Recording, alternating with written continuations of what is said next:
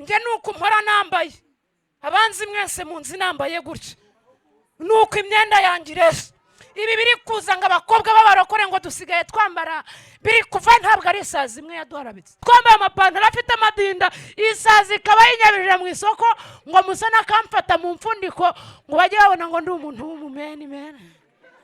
Isazi ibyo iri gukorera muri aya mavuta.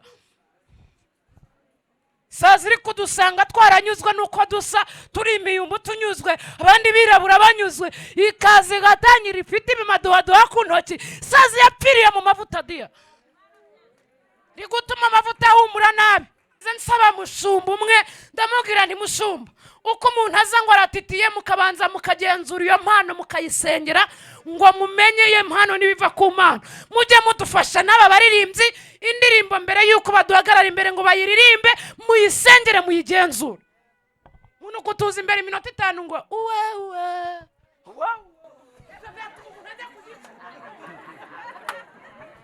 ibiri kuvuga ngo dusigaye twambara amaburu tera duhagitse.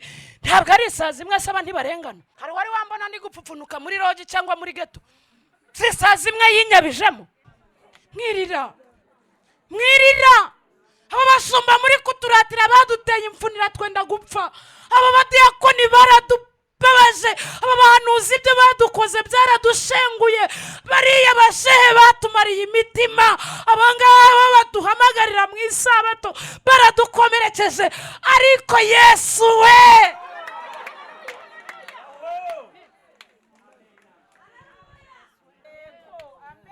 urandatira si ibyo bapende bimarira iki? Urandatira si ibyo abasilamu bimarira iki? Urandatira si ibyo badive bimarira iki?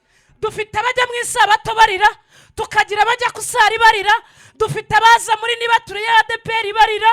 Vuga Yesu basa kumara umubabaro, maze umfashe ubwira abaremerewe n'ibiruhanya, ubabwire ko Imana yabaruhura, ubahumurize, utumukiza amara agahinda.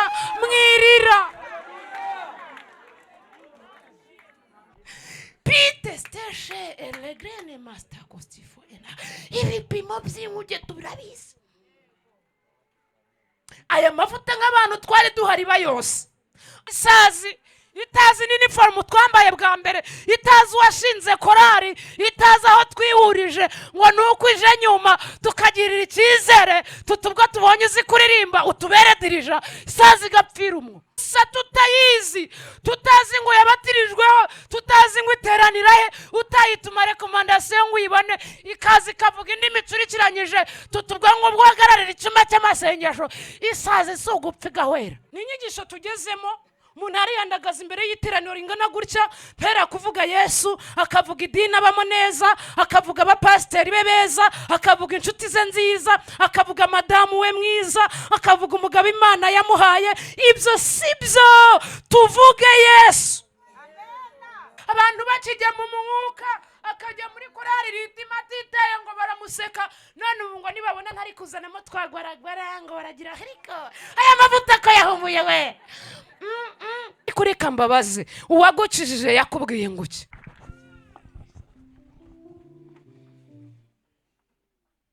Yesu ashimwe. Twongere tuvuge amen. Zamura ikiganza tuvuge amen cyane. Imana ibahe umugisha. Nababwiye ngo ndi Zawadi Georgette w'ababyeyi, naturutse Musanze, nishimiye kubana namwe. Imana ibahe umugisha. Twongere cyane amen. Mbere ya byose tugiye gusomera hamwe ijambo ry'Imana, ubundi turiganireho, ubundi twishime mu mitima yacu kuko imuhira ari hafi, kandi muhumure tuzaruhuka tutakibabara. Seme amen. Hano mu gitabo cy'umubwiriza ibice 10 ku murongo waho wa mbere no tugiye guhera dusoma. Mubwiriza ibice 10 ku murongo wa mbere, paje ya 653 mu isezerano rya kera. Ducunguze uburyo umwete abatarahagera batega amatwi, bahageze dufatanye gusoma.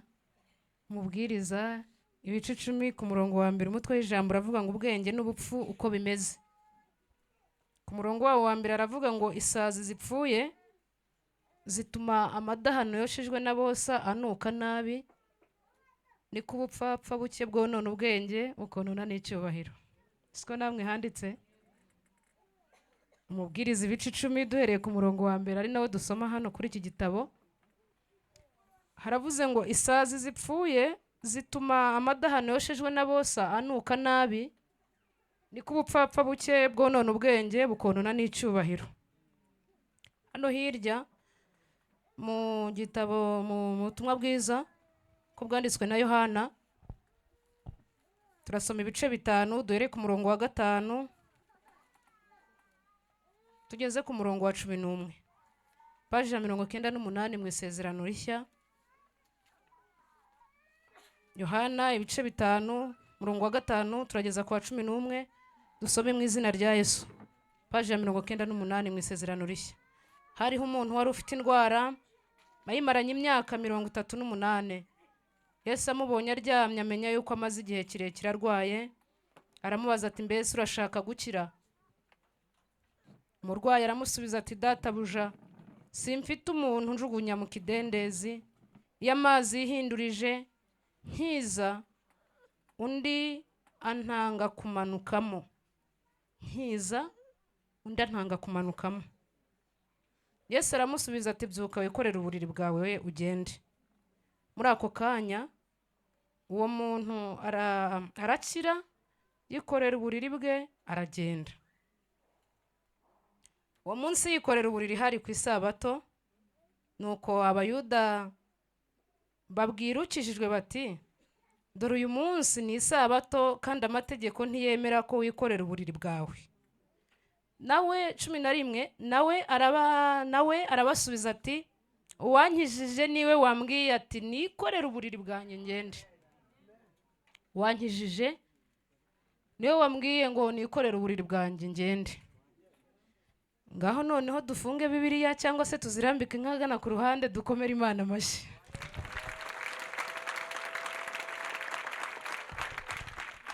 Imana ibaha umugisha mwinshi.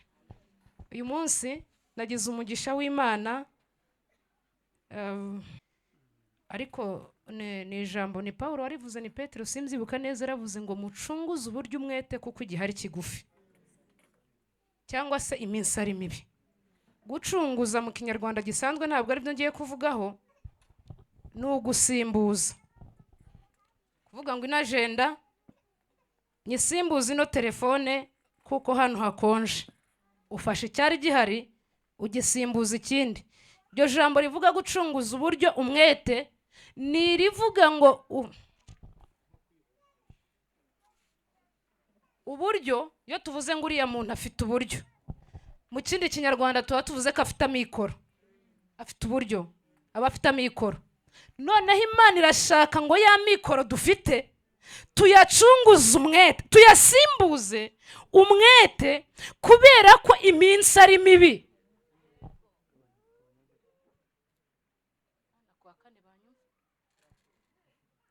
Nuko bisimburanya nubwo uburyo bwari buhari tutazi ingano bwari bufite, tubisimbuze umwete kuko igihe ari gito. Mu kindi Kinyarwanda umwete bivuze umurava.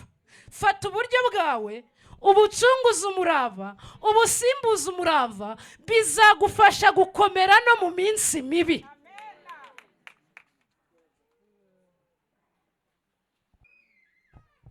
Abantu bambanjirije nabagiriyeho umugisha bavuga amagambo meza. Nengeye kuvuga ngo especially nsanga mvuze uriya mupapa umudamu yazengurutse Bibiliya, ndavuga nese Imana mfasha wa murongo ntawusome kongera kuwusoma bwa kabiri byaba bisekeje. Numva Imana iramfashije aragusimbutsa uvuga hatawusomye, Imana imuha umugisha. Hari abantu bazi gucangacanga Bibiliya bakayihera mu byahishwe bagwa mu itangiriro, amavanjiri bakayavuga atari abapadiri. Arayicangacanga numva ndafashijwe, ariko uwacu wabanje wona nago nzi niba ari wabanje, ahubwo uyu mupapa wacu yavuze amagambo meza avuga abahiri wabaribo ngo nabi imitima iboneye ko bazabona Imana, kandi hahirwa ngo abantu badakurikiza imigambi y'ababi. Noneho ngo ntibahagararane, ntibicarane, mbese inahaho nta bihari ni mu mujyi, ariko twebwe mu cyaro dufite ikibazo gikomeye ruguririya mu ntara. Usanga umuntu akubwira ati ngewe ku cyo cy'abakobanye n'ikindeba ndakijijwe, ariko ugasanga afashe agakapu ke yakazinze kubera ahantu bamaze kugurisha akabanza agiye kunywa inzoga y'abagabo. Ntabwo banyumvise. Umurakora agiye kunywa inzoga y'abagabo ngo ngewe mumpe fanta, kandi bamaze kuyita inzoga. Hari fanta y'abagabo bavuze. Nicarane n'abakobanyi, ntabwo ari cyo nenda kuvugaho ko kwicarana n'abakobanyi, ahubwo ndajya kuvuga ko yatwigishije abantu bafite amahirwe, abarivu. Noneho abantu umushumba nawe aza bikomozaho n'uwacu yabibwirije, ariko nkunda ko ijambo ry'Imana ari uruhererekane, umurongo wose wunganira undi.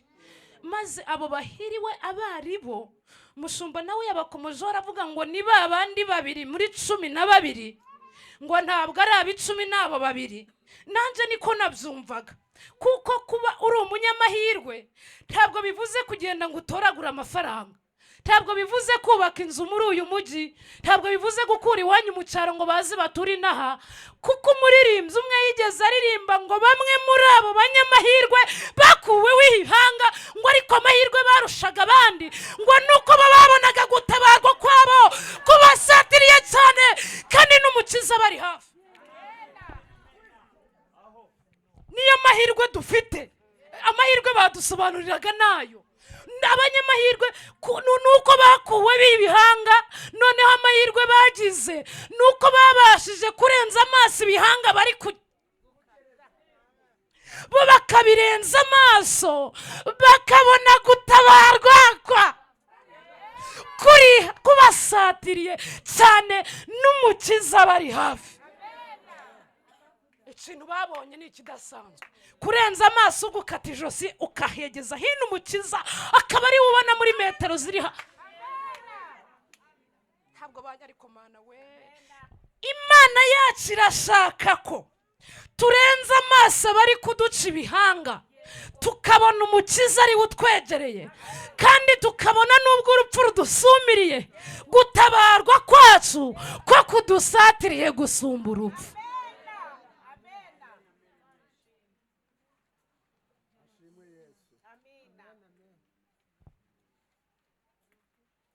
Ntabwo mwabyumvaga, nabonaga mutabyumva. Ariko Mana, abanyamahirwe bo bari bamaze kumenya amakuru avuga ngo hari abatsinze kera intambara turwana. Ntabwo ari twe ba mbere bagegenye ibihanga, ntabwo ari twe ba mbere batwitse, ntabwo ari twe ba mbere bateye amabuye, ahubwo ikintu turi kugenderamo ni ukuvuga ngo n'umwami wacu Yesu watwitangiye yaratubwiye ngo dusabe.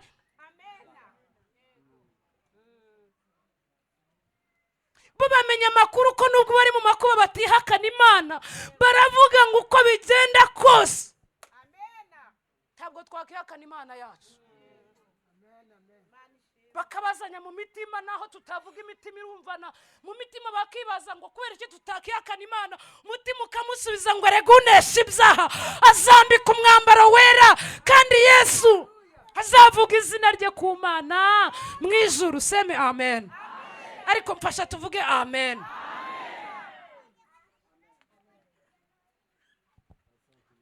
Mu minsi yashize numvaga ari cyo kintu kiri kumfasha bitewe n'umuriro wari hanze. Uje wese akibasira idini, uje wese akibasira umuntu runaka, uje wese akibasira mwarimu, uje wese akanyibasira. Nsanga ahantu tugeze isi yarangiritse, kandi umunyarwanda cyangwa se n'umunyarwanda yaciye umugani aravuga ngo urwabya rwagutekeye imboga ntukarusebye. Ni inyigisho tugezemo. Umuntu ariyandagaza imbere y'iteraniro ringana gutya, mpera kuvuga Yesu, akavuga idini abamo neza, akavuga abapasiteri be beza, akavuga inshuti ze nziza, akavuga madamu we mwiza, akavuga umugabo Imana yamuhaye.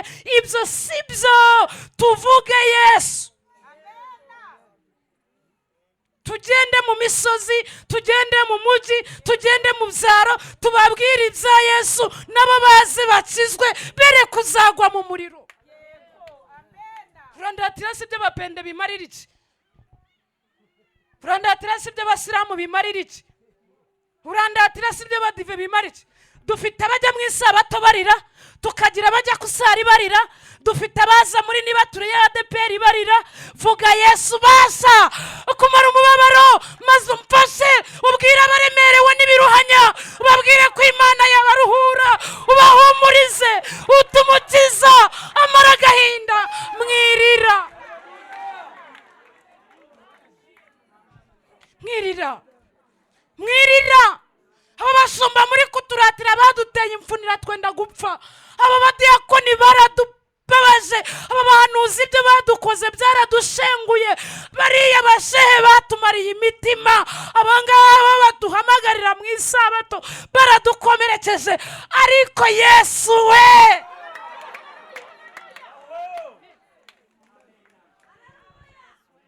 muririmbyi igeze avuga ngo wishinze ku byasezeranyijwe n'Uwiteka ngo abone amahoro, kandi aririmbishwa n'umunezero yuko yizeye ibihoraho. Maze ku gitero avuga interuro nziza, aravuga ngo Yesu we ntashobora guhemukira be. Seme amen. Twongere cyane amen. Undi aravuga ati ibyo bintu nibyo, igitekerezo utanze ndagikunze rwose, abandi tubareke twigire kuri Yesu.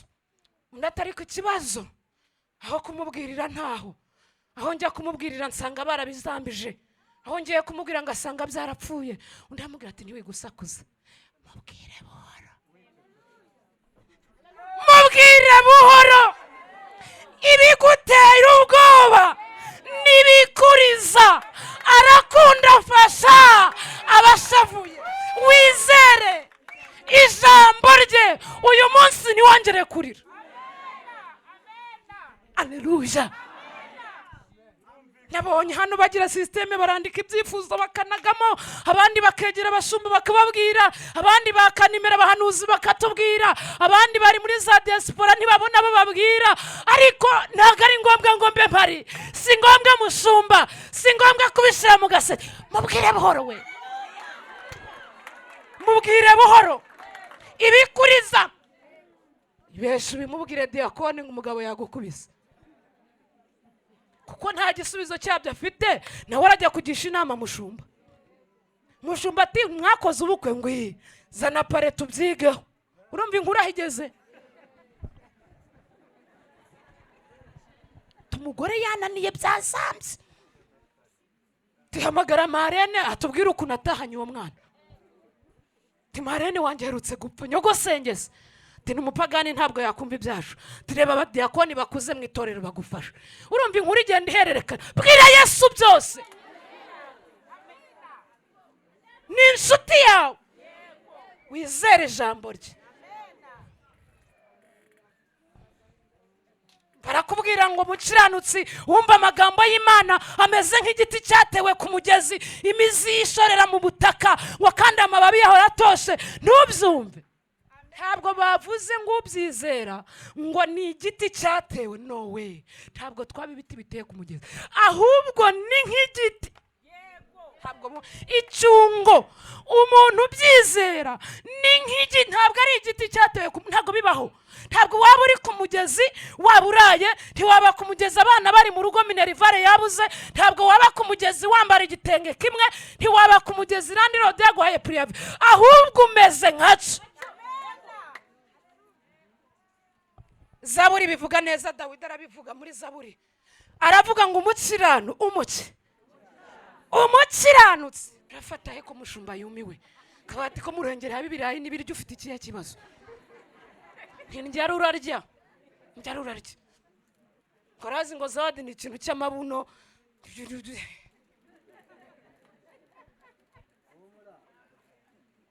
Reka naho itaziteraho ibyo yakoze nibyo byari bihagije.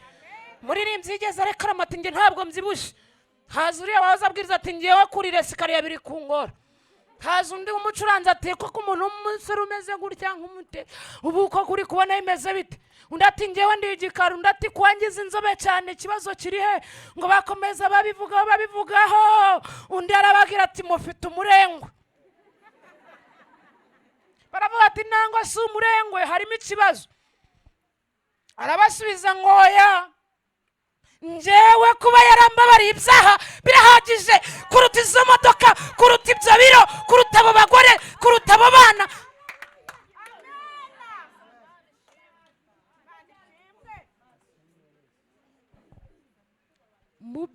byiza Imana yavuze byose nta kiruta ko Yesu ankunda ako babarokore binawe aleluya mu byiza Imana yavuze byose nta cyaruta ko Yesu adukunda.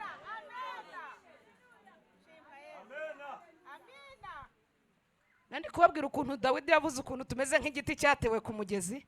Dawidi yabivuze neza muri Zaburi aravuga ngo umukiranutsi naho yaba bamufashe ina ahantu hari agasinihe ahantu hari agasi atari ubutaka ni ariko nano namanutse nabonye nta butaka buhari ngo niyo bamufata bakamutera ku gasi ahantu y'ikibuyenje ahantu y'ibikoro ahantu hatari agataka na gato hahandi Bibiliya yita ku kara aravuga ngo apfa kuba ari umukiranutsi azashisha nk'umutsindo noneho niyo bamufata bakamujyana epfiriya mu gishanga cya Nyabarongo Imana iziyeranja ashyirwe hejuru ya Kigali ashyirwe hejuru nk'umwerezi w'i Lebanoni.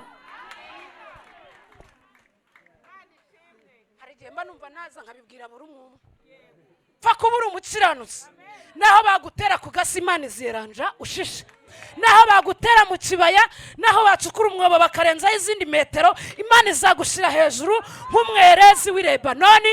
Icyangombwa ni ukuba wubaha Imana ukitondera amategeko yayo. Amagambo dusomye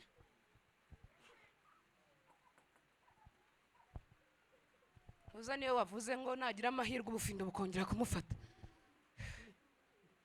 uzadufata. Abaza nganira na mushumba nkunda kwita abantu bicaye hano imbere ngo nabashumba harambaza atari kukomoka ndamubwira atiriya nti niba hisa bipima kumva gukomoka iriya nkaba nicaye i Kigali nabona bitari kuvamo nabwo n'ubufindo. Cyo kibwiriza nigeze nkibwiriza giturutse muri Zaburi ndababwira ukuntu Dawidi yavuze ngo ubufindo bwatumye imigozi ngerera umugabane ahantu hagutse. Ubufindo nibwo bwatumye imigozi ngerera umugabane ahantu hagutse. Yataba ubufindo ntiwari buva mu ntama ngo uze kuba umwami. Yabitaba ubufindo ntabwo wari urava guhazwa ngo uze utubere pasiteri. Yabitaba ubufindo ntabwo wari uraba umugore wa kabiri ngo nyumuze. Haba ubufindo se babura kureba abagore bagaragara bakamagara akantu kirabura ko mu ruhengeri. Hekari ku bufindo bwangereye umugozi ahantu hagutse ko wabigenza kose uyu mugabane ndawufite kwa Yesu dufite ubutware dufite n'ubushobozi kuko twizeye amagambo ye nk'uko yayatubwiye. Ariko we areruya za hano ko zigoranye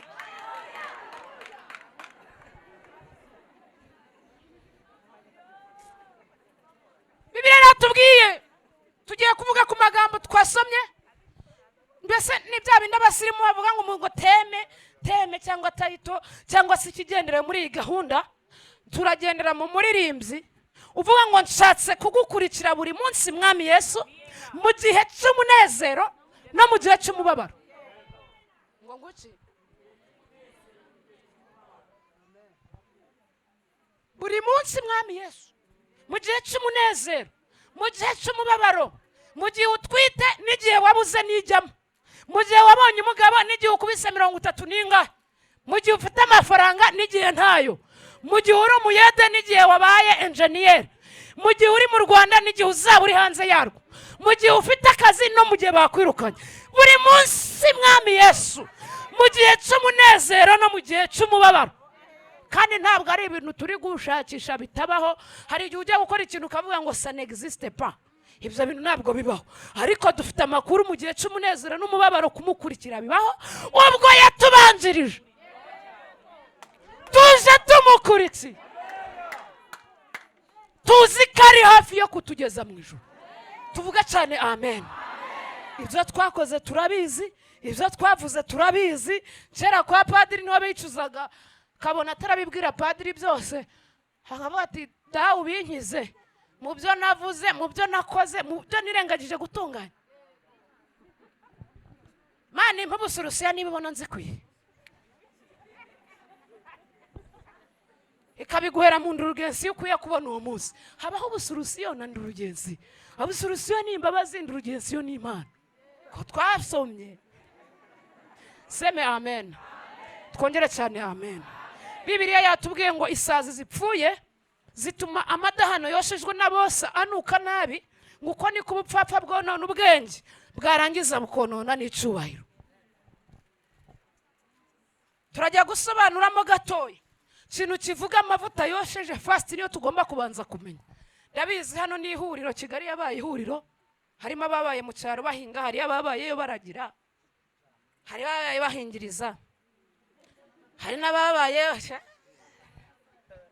nuko Imana ikora ibikomeye tugatangara, yo ntigitangara kuko niyo gitangaza. Nta unyumvise avuge amen. Amavuta yosheje rero norohereje abahingirizaga, hagira uwo nkomeretse, ni urugero ntanze. Amavuta yosheje bavugaga amavuta y'inka. Amavuta y'inka ubusanzwe yifasha amavuta, ndumva icyo Kinyarwanda gucunda twese cyo turakizi. Noneho amavuta yacunze, amata yacunze havamo amavuta. Ayo mavuta avuyemo aba afite umuhumuro twita ngo ni amakaka. Arahumura ukumva nyine ni amavuta y'inka, ku buryo bikorohera ko amasaza kugendaho iyo wayisize. Noneho mu buryo bwo kugira ngo utandukanye amavuta atekwa n'amavuta yisigwa, amavuta atekwa uyashyira mu icwende ryayo, ayisigwa ukayashyira nayo mu icwende ryayo, ariko kugira ngo utazanukaho amakaka bigusaba kubanza kuyosa ngo ahindure impumuro. Together seme amen. Twongere amen. Kosa amavuta buri gace kagira uko kayosa, ariko reka mvuge mu gace kacu uko twabigenzaga. Wafataga ayo mavuta y'inka ugashaka ibibabi byizi nturusu z'umweru bazita ngo kinaha, gutya mu bivuze, ugashaka amababi y'igiti bita cyprès, ugashaka ko bitaga ngo nagahumuza nkanda, ariko inana asanze mukita umwenya, simukazi. Warangiza ugafata n'ubwoko bw'isabune nka Give Sante cyangwa za Duru, nimwe mubizi ntabwo ndi kwamamaza. Ugafatamo isabune ihumura nayo ukayishyira mu isafuri imwe cyangwa mu cyungo kimwe na ya mavuta. Warangiza ukabicanira, amavuta urabona aba ari amasoro agahinduka amazi. Yamara kuba amazi na ya sabune iba yayonze yashize, hagasigaramo bya byatsi. Ugafata akayunguruza ukayayungurura, hakamanuka umushongi w'amavuta wivanze n'isabune n'agahumuro ka bya byatsi wavangavanze. Nta unyumvise? Tugire gutya. Aya mavuta ntabwo agihumura nk'ay'inka, isazi nizagukurikira ukagenda ukayarongorera mu icwende ryayo, niko babyitaga, tubyite mu icupa ryayo kugira ngo tubyumvake. Wamara kuyashyiramo ayo mavuta bahumura, hari ikintu mu Kinyarwanda bita, hajya babyita ngo ni smelling. Guhumura babyita smell. Noneho akanarize ntimumfatirane, ndagenda abarangije nayo nibatangiye kunsobanurira. Noneho hakaba n'ikindi twita fragrance. Ako kantu murakumva? Mu Kinyarwanda hakabaho guhumura, aribyo mwise ngo niba ari smelling niba ari iki, hakabaho gutama, aribyo twise fragrance. Noneho amavuta yosheje ntabwo aba agihumura, ahubwo aratama. Yamara gutama rero si cyo navugaga, nagiye kubasobanura amavuta yosheje yari. Aya mavuta uyashize mu icwende ryayo ukayatereka hariya, ntabwo hakunze kugiraho amasazi. N'iyo isazi hageze ntabwo iyagwamo, n'iyo yaguyemo kubera iyo mpumuro ihita igenda. Noneho Bibiliya yatubwiye umwaka ukomeye twagize. Ayo mavuta ni ukuyatereka ukagira umwaka wakazamo isazi, umwaka wa kabiri yasazi kagwamo, umwaka wa gatatu igapfiramo. Ngo yimaze gupfiramo bituma ya mavuta yoshejwe na bosa ahumura nabi. Ngo niko ubupfapfa bungahe bukeya bwonona ubwenge bwarangiza bukonona n'icubahiro. Aya mavuta mureba bakoreyeho byinshi kugira ngo ahumure, bashumba munumve, aya mavuta yakoreweho byinshi ngo ahumure. bashatse iyo masabune twavuze, bashatse utwungo two kuyatekamo, aya mavuta bashatse ibyatsi, izo nturusu n'imyenya, bashatse amasipure, bagerageza kuyigisha igice, bayashyira ku mubatizo, barayibiza mu mazi, bayabwira uburebure bw'ijipo, bayabwira igitambaro, bayabwira uko ipantaro ingana, bayabwira aho korari repe, amavuta uzi kugira ngo aho yaratuvunye. Bisaba guhera munsi y'igiti hataraza sembari hari ipendo, bisaba kugira ngo dukome amashyi hataraza piyano, byadusabye gusasa ibirago, aya matapi n'imikeka bitaraza, kugira ngo amavuta ahumure. None isazi yari yihandagaje ngo ba irangije ipfiramo.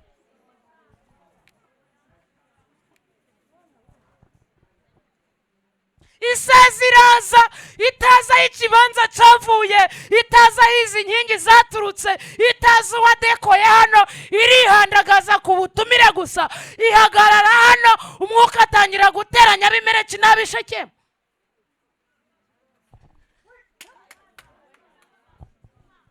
Isazi itazi n'iniforume twambaye bwa mbere, itazi uwashinze korari, itazi aho twihurije, ngo ni uko ije nyuma tukagirira icyizere tutubwo tubonye uzi kuririmba utubere dirija, isazi igapfira umwo.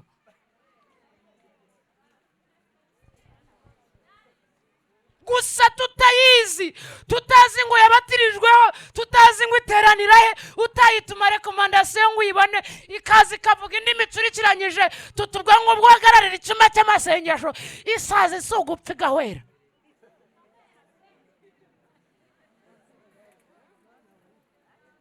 Pitistefo isazi kwihandagaza, isanga twiyambariye amariba yapfutse intoki, isazi isanga twambara ibitenge bikadukwira, ikaza yasenye sisiteme yo kugikenyera kikabashuka, iriba yajyanitse amabere ikidumburamo ngo po.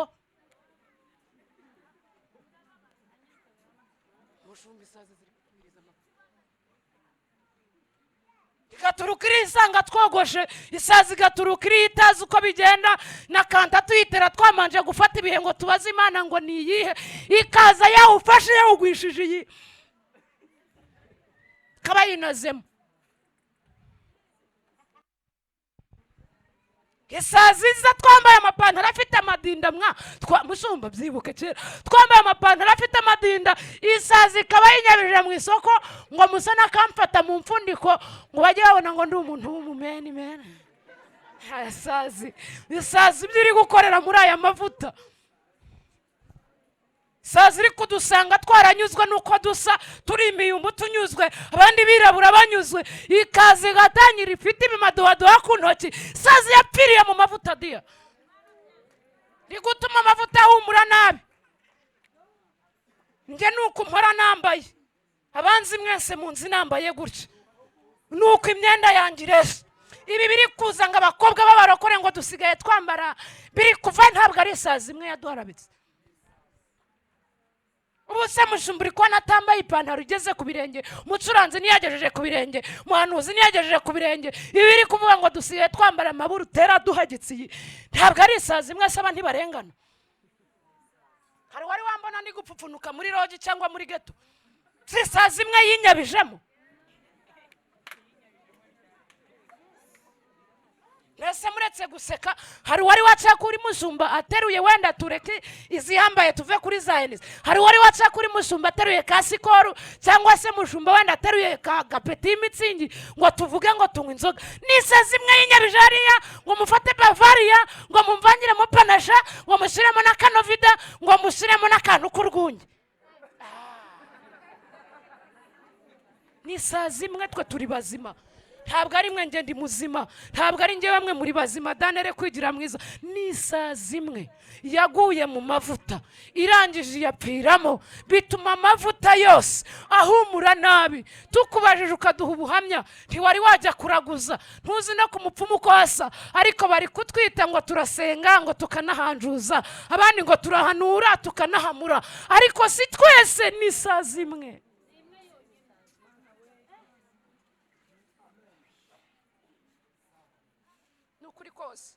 Aba bagore benshi bafite umugabo umwe, nta mugore uri ufite abagabo babiri. niyo yaba arimo ntabwo ari uko tumukomerekeje, ntabwo ari inda y'aba bagore, ni isazi imwe yatwibese igira umugabo wayishatse, ishaka n'umupfubuzi ku ruhande, batabarokore twarabamenye ntimuto, ni isazi imwe.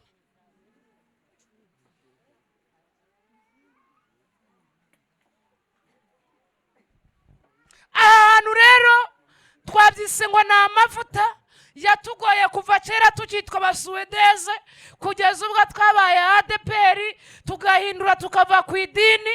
Ni kera tukijya kuraguza, ni kera tukijya kwa Ryangombe, birahinduka tuba abakristo. Nta dini nibasiye ntimunyumve nabi, ariko icyo mbabwira ngo isazi imwe yatumye amavuta nuka nabi. Muri uru rugendo rw'ahangaha amavuta ari niho wacu yitegereje ahita ku kidendezi cyangwa se ku kidendezi, biterwa na agisi ukoresha. Ngo amaze kuhagera Yesu asanga ngo abarwayi bahari. Ibera kuri iki kidendezi byari bikomeye, habaga abantu buri wese yazanye umurwayi we. Mu ndebe hano ninjye mvuga, buri wese gabanye volume nta turi tutumikoro, yabaga yazanye umurwayi we. Yamara kuhageza umurwayi we, kuko ngo ntabwo byahoragaho, byabaga ari rimwe na rimwe, ikidendezi cyangwa se ikidendezi kikihinduriza utanzemo abandi agacira. Ibyabereye ku kidendezi ni agahomamunwa rero. Hari uwanagamo, ndabyita gute, hari uwajugunyagamo umurwayi urwaye gripe asize uwo begeranye ufite kanseri, kandi iyo gripe amuhaye n'umuravumba, umugani w'Abanyarwanda, byakira, akijugunyiramo wa gripe kuko ari uwe, agasiga urwaye kanseri begeranye. Mu nyumve we. Noneho hakabamo n'undi ujugunyamo inda yanze kuvuka, iyo nda ari iya 7, ariko ari kumwe n'uwabuze n'imwe, ntamujugunyemo, akabanza muwe. Ako we nabakonjesheje. Agafata uwe wari ufite ikiraka, agahita amujugunyamo ngo asinye kontara, asize uw'abandi wabuze nta ku munsi umwe. Mwanije amatwi. Agafata uwe akamujugunyaho bazerishe, ari kumwe n'undi wabuze rondo, ni wabuze agafata uwe akajugunyamo urukweto ruhagaze, hari undi wabuze na bodaboda y'igihumbi. Nibyo byaberaga ku kidendezi. Uriya murwayi niko yarekaramye, aravuga ngo amazi yihindurije, njya kujyamo nkasanga bantanzemo, kuko baba bafite ubajugunyamo.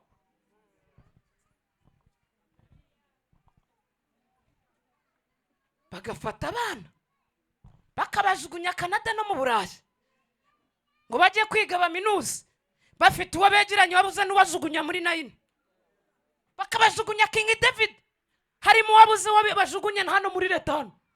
Ntabwo ngaye kuko niko bimeze, ntabwo wajya kuvura abandi utivuye, ujya gutera uburezara bw'ibanze. Ariko hashimwe Yesu, narimvuze Yesu, hashimwe Yesu kwibza abantu batadukoreye, Kristo wabidukorera.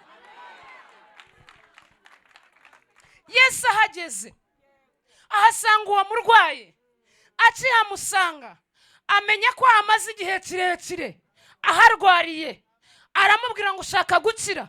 Kubera izo nkuru twazibwirijwe cyane, ntabwo arizo nshaka kuvuga. Ibyo basubirikiranyije nabyo ni ubundi buhamya n'andi magambo, ariko tuyihorere.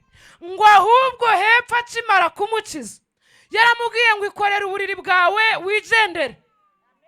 Ntabwo tugiye guhanura ngo Imana igukorere icyumutse, ngo yikorere ingobyi yawe ugende. Sikoda.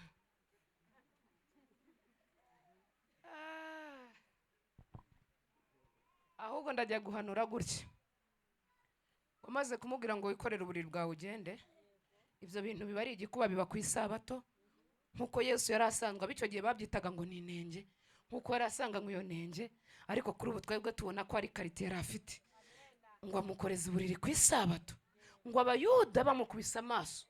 Ariko Yesu ashimwe we, iyo kondisiyo yo kwikorera uburiri ku isabato Yesu yanze ko byaba, Abayuda batakoranye bigiriye mu mirimo yabo.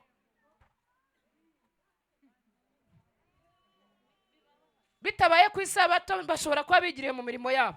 Yesu abakoranya ku munsi w'isabato, aravuga ngo reka mpagurutse umuntu uwo bari baranze kujugunyamo, njyewe mugendesha ataha atanyuzemo. Uwari waraje bagaterera aho bamwikoreye ataha yikoreye ingobyi ye, amubwira ngo yikorere ugende. Maze umwuka w'Imana uza ku mugabo, ntiwamubwira ngo nyuriye icyaro batongera bakakuroga. Ntabwo umwuka wamubwiye ngo nyuriye icyaro ngo batongera bakandoga, ngo nyurire ahijye batamenya ko ari njye wari waharanamye igihe. Umutima uramubwira ngo genda unyure mu mugwa hagati, mere nk'uzamuka ugane ku rusengero, kandi iyo ngobyi ntutegwe na Satani ngo uyisige, ugenda uyikoreye. Aragagaza umujisho umwe arawicumba, undi arawutambika munsi, abikoreye barabizi. Wavuye kure, umuhungu yavuye kure, mujye mumwitondera. Wajuje arikorera n'umujisha wicumbye. Izo ni komantere nshyizeho kugira ngo tuganire, byo ntabwo nabisomye. Aragagaza aragenda, abayuda bakimukubita amaso bati kwa General Yesu pepo tokasta pepo basi, bati ko muri gucaha, ati ntabwo mwabonye umupagani bugwimbi, mubonye ati umuntu wikorera ku isabato mu izina rya Yesu. Toka Satani mu izina rya Yesu. Bikoreye ingobyi ku isabato, baramwegera baramubaza ngo kuwikoreye ku isabato. Yesu ati none mwendaga ngo ngirente, twagiraga ngo wenda uyisige uzasubire kuyifata isabato irangiye, wabona n'ugutwaza, natwe nk'umuntu twabonye wakize ntitwagutererana. Mugabo ati mva mbabwire n'undi munsi, njyewe uwanyijije niwe wambwiye ngo nikorere ingobyi yanjye ngende. Namwe iyo mujya kuba mwaranyijije, iyo kondisiyo yo kutikorera ingobyi nari ndayubahiriza. Ubwo ntabyo mwakoze, mureke nkora ibyo uwanyijije yambwiye.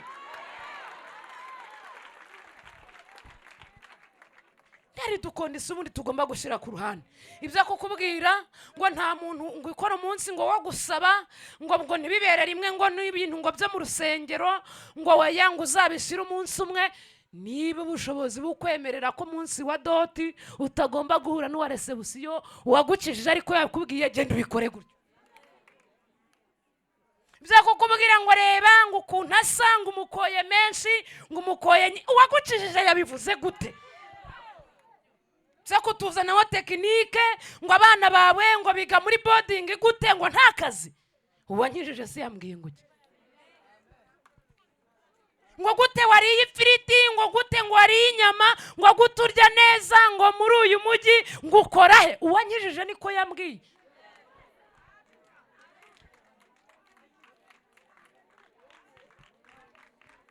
Ngo nambara imyenda ihenze, ngo ahora yikoraho, ngo asa n'uwirya. Uramaze, niba uwagukijije ariwe wabikubwiye.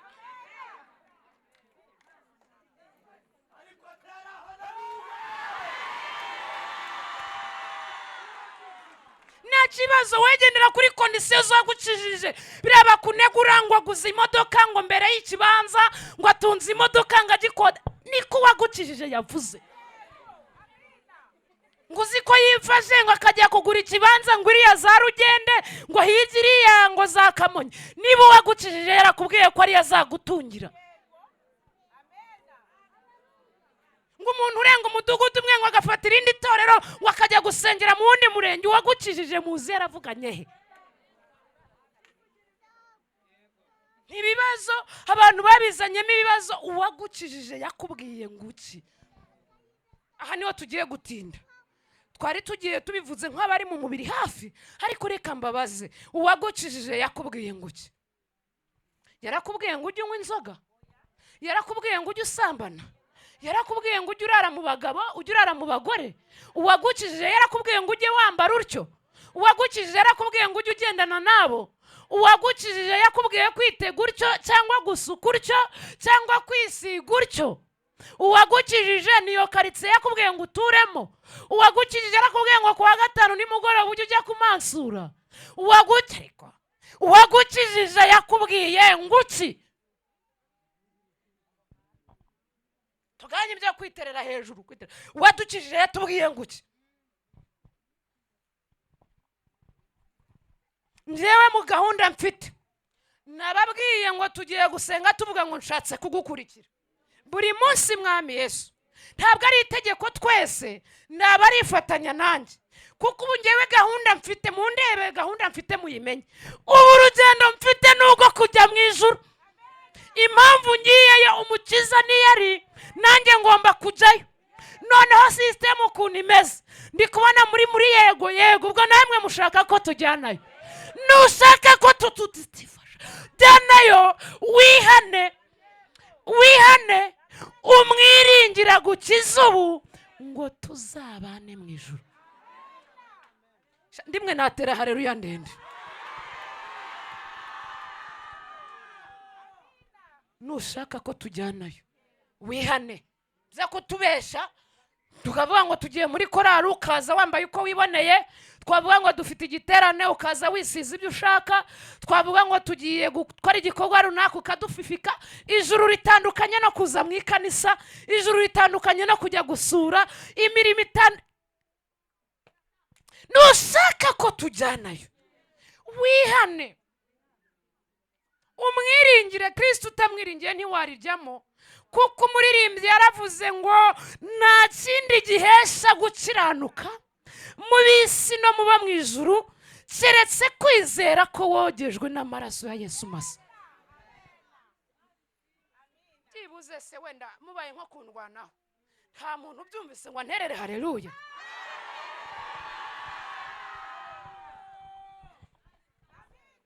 Iby'abarozi, iby'abatwanga, iby'abatuvuga, iby'ubukene, iby'inzara, iby'abatuvuze, iby'abadutaye, mubisige ku ruhande. Hagarara mu kwizera, uvuge ngo nubwo bari kundoga, nubwo barimo kumvuga, nubwo banyanga, ubwo adapfa singipfuye mbe na Yesu turumwe. Haleluya. Ubwo adapfa singipfuye.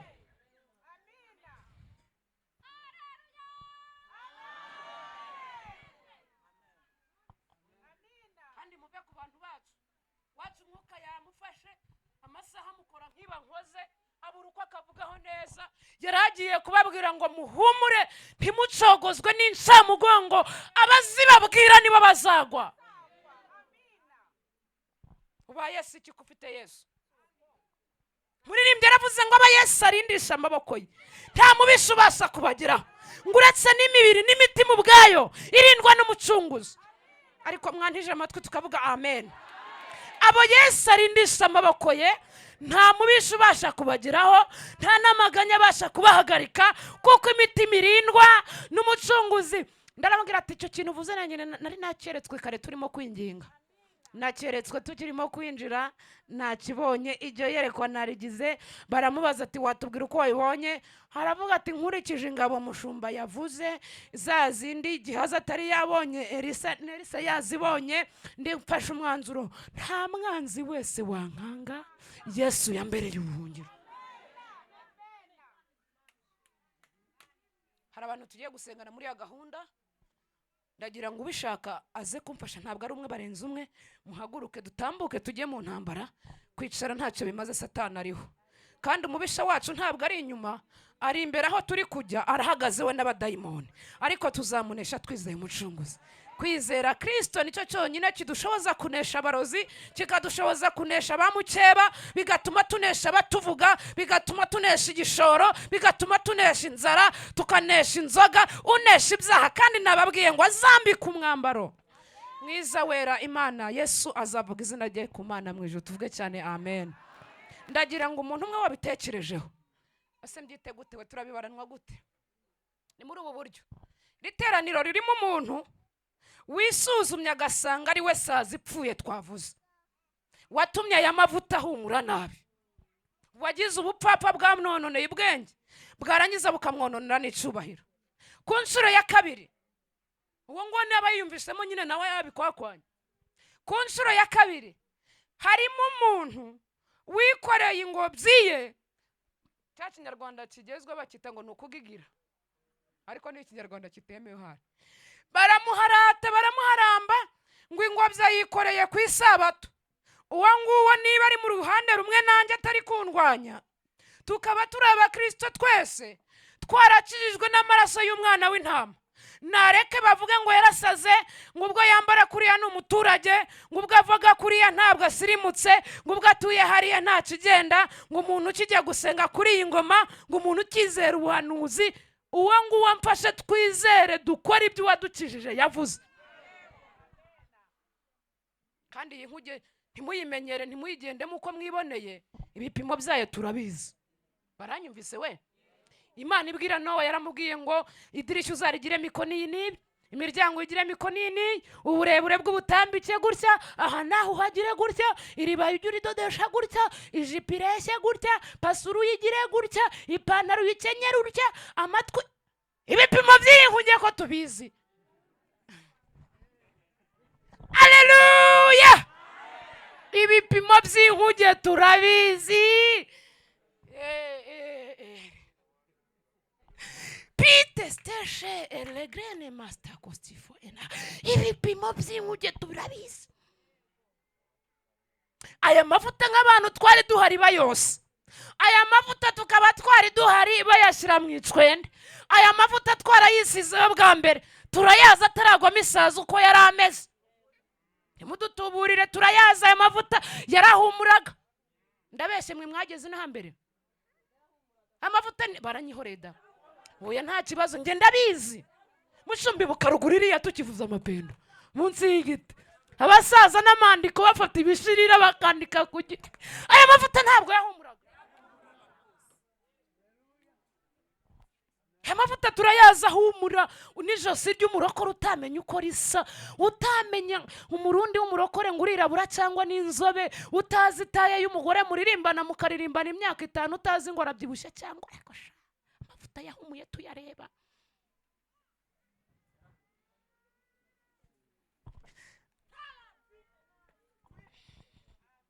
Yarahumuye, abantu bakijya mu mwuka, akajya muri korari ritima atitaye ngo baramuseka. None ubu ngo nibabona ntari kuzanamo twagwaragwara ngo baragira ariko aya mavuta ko yahumuye we. Tukiririmba ibyitwa imihiriko, aya mavuta niyahumuraga, batarazanamo bya bintu byo kuvuga ngo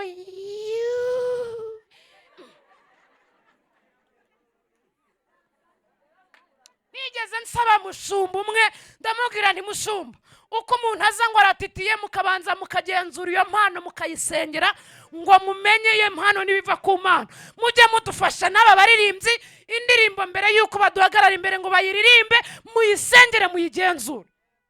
Umuntu kutuza imbere iminota 5 ngo uwe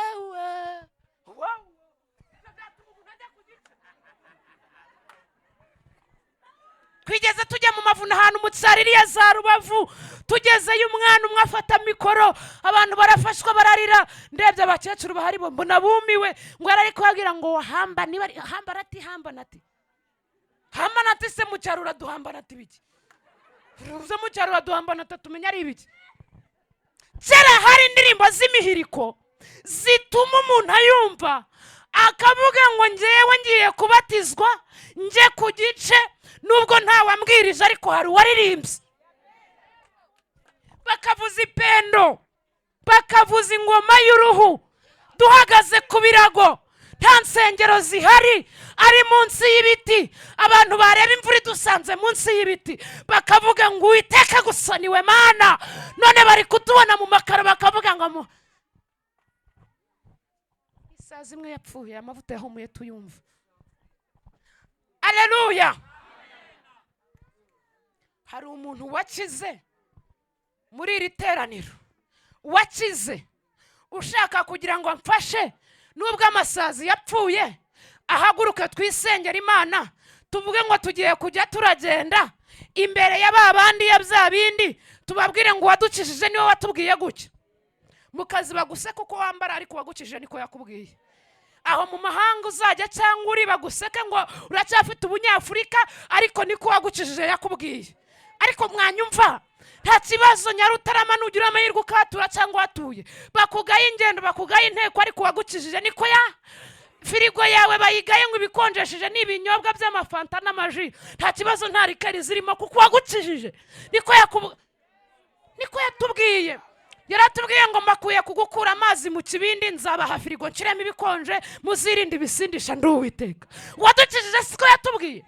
yaravuze ngo ndi Uwiteka mbahaye iterambere, mbavaye mu cyaro mbajyanye mu mujyi, mbavanye muri Afurika mbajyanye imahanga, ariko nimugerayo ntimuzanyibagirwe, muzakomeze mwambare imyambaro inyubahisha. Uwadukijije siko yatubwiye.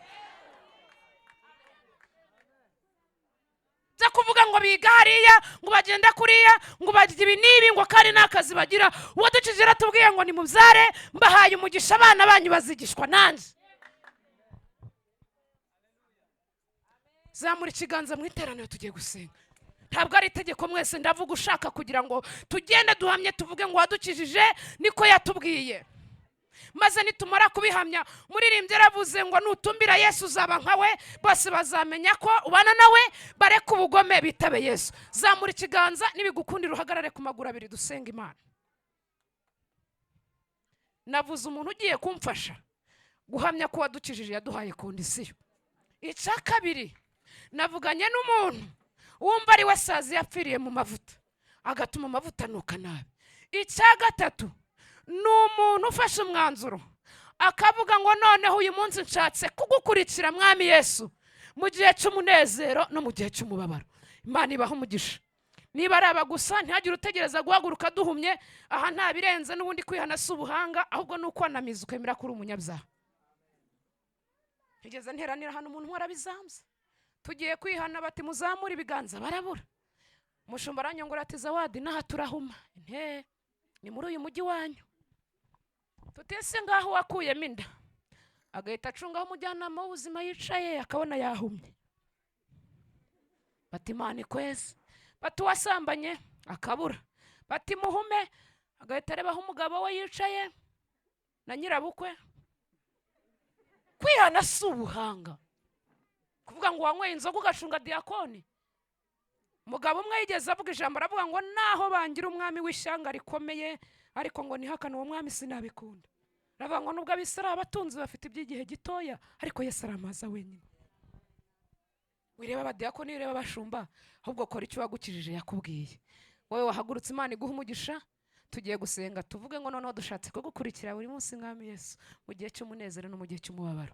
Hari umuntu uri mu iteraniro se mu bahagaze waba wisuzumye agasanga ari we sazi yari ipfuye iri gutuma aya mavuta anuka nabi, yatumye korari iseba, yatumye idini riseba n'itorero muri rusange, yatumye abo bagenda n'abaseba, yatumye abasenganye nawe bamwara. Nawe ubwo ari kwitekereza kumva arigaye, ngo azamure ikiganza avuga ati imyambarire yanjye irasebetse, ibyo navuze birasebetse, ibyo nanyweye birasebetse.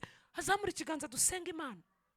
Niyo yaba ahagaze yongere asumbye abandi akaboko, azamura ikiganza ngo dusenge akurikije ibyo yanyweye, ibyo yambaye, aho yagiye, ibyo yavuze, umugani w'aba bandi twahoze tuvuga. Hari urimo mu bahagaze no mu bicaye ngo azamure ikiganza. Imana iguha umugisha. Abahagaze mukomeze muhagarare, tugiye gusenga. Ahubwo abemera ko ari bo masaza apfuye nibo bagiye kuzamura ibiganza aho bari. Imana ibaha umugisha. Gumishaho ikiganza tugiye gusenga Imana. Imana iguha umugisha. Hano naho barimo hari uwumva ari we sazi ipfuye yatumye amavuta anuka nabi, agatuma twitwa ko turaguza ntabyo, tukitwa batubuzi atari twese, tukitwa basambanya atari twese, tukitwa abanyamagambo atari twese, tukitwa basinzi tutazi uko inzoga zisa. Hari urimo muri iki gihane nawe ngo azamura. Imana iguha umugisha. Azamura ikiganza, ni ukwanamiza. Zamura ukarambuye. Nge nihanye ariko wa gatandatu w'umuganda habaye inama muri sitade yose. Ndarira pe, ndanabivuga ye. Ngira ngo seve yanjye nzajya nshaka bavuga ngo dore wa mukobwa warize muri stade, reka Imana irabibirindura impagarika ahantu heza hangiriye umumaro ntazibagirwa ukundi. Zamura ikiganza twisengera Imana aho wazamuye. Ngwino hano dusenge. Tera maremare uze hano dusenge. Ngwino. Ntuzara uzamuye wenyine. Iyo bihanye murabahagarika. Muze ntago baduhagarika. Naba bandi bazamuye hari abegera imbere. Shatse kugukurikira buri munsi Mwami Yesu, ugiye cy'umunezero ndetse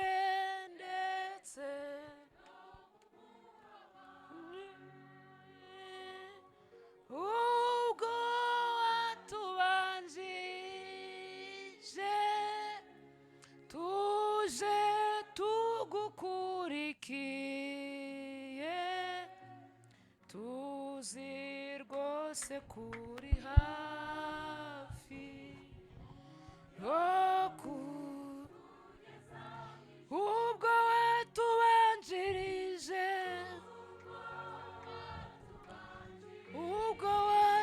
Haleluya tuje tugukurikiye tuzi rwose kuri hafi tuzi kuri hafi yo kutugeza mu ijuru. Reka nsabe mama Ngabo atambukane imbere. Mama Ngabo tambukane imbere.